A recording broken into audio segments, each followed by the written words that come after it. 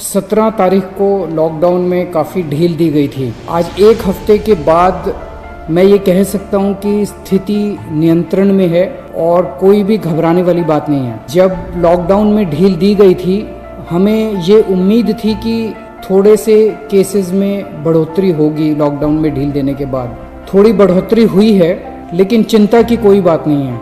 मुझे चिंता तब होगी जब दो बातें अगर होंगी। एक तो ये कि अगर मौत का आंकड़ा बहुत तेज़ी से अगर बढ़ने लगेगा, मौत के आंकड़े को हम कोशिश करके सबको बचा सकें, सब मौत के आंकड़े को कम से कम रख सकें। और दूसरा ये कि जो केसेस हो रहे हैं, इतने गंभीर केस ना हो कि हमारा अस्पतालों का पूरा सिस्टम बैठ जाए, कोलैप्स कर जाए। अगर ऐसी स्थिति हो जाएगी तब चिंता का विषय होगा। कल तक दिल्ली में 13,418 केस थे। इनमें से 6,540 ठीक हो गए और 6,617 अभी बीमार हैं। तो लगभग जितने ठीक हुए उतने ही बीमार हैं। 261 लोगों की मौत हो गई। आपके सामने मैं रखना चाहता हूं कि आज दिल्ली में अपने अस्पतालों का क्या स्टेटस है। जो कोरोना के अस्पताल हैं, कोरोना के जो सरकारी अस्पताल हैं, 3,829 बेड सरकारी सिस्टम में हैं। उनमें से 3,164 बेड्स पे ऑक्सीजन है। 3,829 में से केवल 1,478 बेड अभी ऑक्यूपाइड हैं। मोटे मोटे तौर पे अगर मैं कहूँ तो 4,000 बेड हैं, जिसमें से 1,500 बेड्स ऑक्यूपाइड हैं। 2,500 बेड्स अभी खाली हैं सरकार में। सरकार के पास 250 वेंटिलेटर हैं, उनमें से केवल 11 वेंटिलेटर अभी यूज़ हो रहे हैं।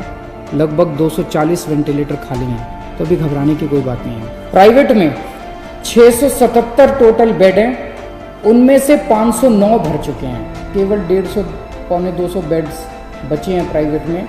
इसीलिए कल सरकार ने ऑर्डर जारी करके दिल्ली के 117 प्राइवेट अस्पतालों में ऑर्डर जारी कर दिए कि 20% उनको अपने बेड कोरोना के लिए रखने पड़ेंगे। तो इससे प्राइवेट सेक्टर के अंदर जो प्राइवेट अस्पताल हैं, उनके अंदर लगभग 2,000 नए बेड्स आज से अवेलेबल हो गए हैं। अभी तक 677 बेड थे, अब 2,000 एक्स्ट्रा बेड प्राइवेट सेक्टर में अवेलेबल है। तो प्राइवेट में अगर कोई अपना इलाज कराना चाहता है, ज़रूरी नहीं है, जैसा मैंने कहा कि सरकार में 2,500 बेड खाली हैं, लेकिन अगर फिर भी कोई अपना प्राइवेट में इलाज कराना चाहता है तो आज से 2,000 और बेड प्राइवेट सेक्टर के अंदर अवेलेबल हो जाएंगे। आज प्राइवेट सेक्टर के अंदर 72 वेंटिलेटर अवेलेबल हैं, जिसमें से केवल 15 वेंटिलेटर यूज हो रहे हैं। तो मोटे मोटे तौर पे आज की डेट में प्राइवेट और सरकार मिला के 4,500 बेड्स हैं, जिसमें से लगभग 2,000 बेड्स इस्तेमाल हो रहे हैं।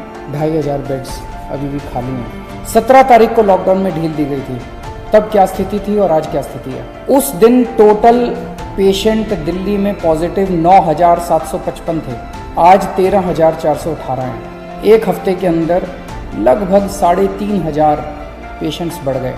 इसी के साथ साथ एक हफ्ते के अंदर 2,500 लोग ठीक होकर घर चले गए। बीमार हो रहे हैं लेकिन ठीक भी साथ साथ होते जा रहे हैं। लेकिन इसकी इंटरेस्टिंग चीज़ है, 3,500 पेशेंट्स पिछले एक हफ्ते में नए पेशेंट्स आए, लेकिन अस्पतालों के अंदर 1,750 पेशेंट 17 तारीख को अस्पतालों में थे, आज 2,000 हैं। 250 बेड केवल भरे हैं। तो केवल 250 नए पेशेंट अस्पतालों के अंदर आए। अस्पतालों में भी ठीक हो रहे हैं और नहीं आ रहे हैं, ठीक हो रहे हैं और नहीं आ रहे हैं। 2 दिन पहले मुझे पता चला कि एक प्राइवेट हॉस्पिटल ने, एक मरीज गया प्राइवेट हॉस्पिटल में और उस मरीज को सांस की तकलीफ़ हो रही थी। 2 दिन बाद उसका अस्पताल ने टेस्ट कराया, उसके 1-2 दिन बाद रिज़ल्ट आया और रिज़ल्ट पॉजिटिव आया। और पॉजिटिव रिज़ल्ट आने के बाद अस्पताल ने कहा कि आप तो कोविड पेशेंट है, हम आपका इलाज नहीं करेंगे, अब आप अपना बेड ढूंढ लीजिए। पेशेंट अपना बेड कैसे ढूंढेगा? पेशेंट कहाँ जाएगा? कोई भी अस्पताल इस तरह से किसी भी पेशेंट को बाहर नहीं निकाल सकता। हमने उस अस्पताल को शो कॉज नोटिस जारी किया है, प्राइवेट अस्पताल को, कि आपका लाइसेंस रद्द क्यों ना किया जाए। अगर किसी भी अस्पताल के अंदर कोई भी पेशेंट आता और वो कोविड निकल आता है, उस अस्पताल की जिम्मेदारी है कि वो उसको अपनी एम्बुलेंस में बिठा के किसी या तो प्राइवेट या गवर्नमेंट हॉस्पिटल के अंदर उसको कोविड बेड दिलवाएगा। आप किसी भी पेशेंट को इस तरह से अपने हाल के ऊपर नहीं छोड़ सकते। एक जो मेरे सामने पता चला कि जो लोगों को तकलीफ़ कई बार आती है, जैसे मैंने अभी बताया, हमारे पास सरकार में अभी 2,500 बेड खाली पड़े हैं और अब 2,000 प्राइवेट सेक्टर में भी बेड खाली होंगे। 4,500 बेड खाली हैं, लेकिन लोगों को पता नहीं चलता किस अस्पताल में बेड खाली हैं, लोगों को पता नहीं चलता कहाँ जाएं।